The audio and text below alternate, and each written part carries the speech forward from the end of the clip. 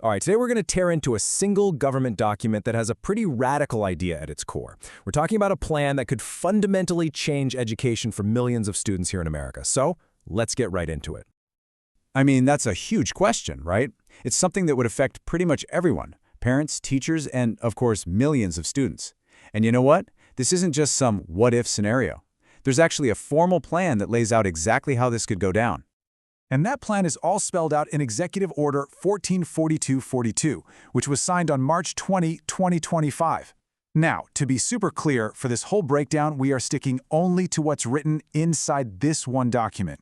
We're just trying to understand the proposal exactly as it's presented in the text. Okay, so to really get what this order is trying to do, you first have to understand the problem it says it's solving. The document builds a very specific case against the Department of Education. So let's break that argument down piece by piece. The order actually starts its case by taking us way back. It frames the Department of Education not as some long-standing foundational part of government, but as a pretty recent invention, something created back in 1979. The text makes a point to say this means it's only been around for less than 1/5 of our nation's history, which right away paints it as this modern and maybe even failed experiment. And that idea of a failed experiment, well, that's the absolute heart of this whole thing. The order states point blank that the experiment of federal control through programs and money, quote, has plainly failed our children, our teachers, and our families. This one sentence is really the foundation for everything else in the document.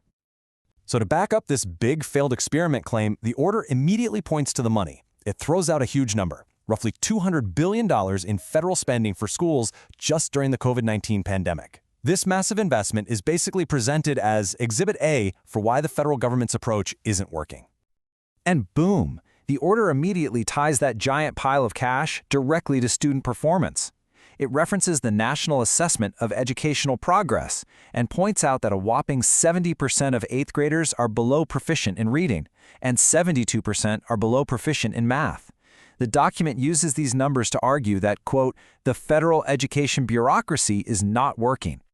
But the case against the department doesn't end with K-12 schools. The order makes a second, major point, and this one is all about higher education, specifically student loans.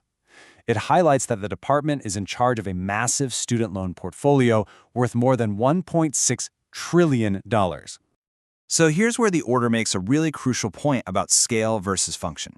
The document says, look, managing $1.6 trillion makes the department's student aid program about as big as a major bank like Wells Fargo.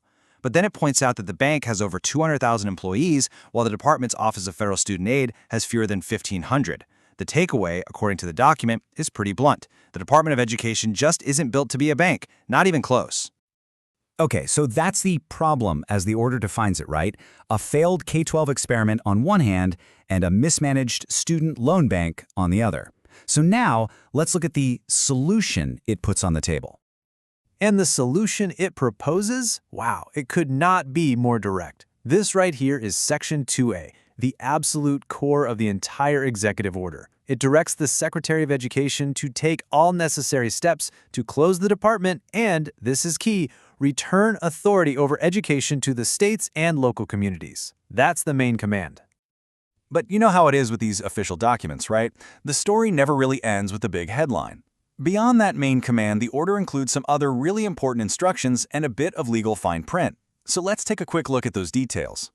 So besides just closing the department, the order lays out some specific ground rules. For one, it says federal money can't be used for programs related to diversity, equity, and inclusion, or gender ideology.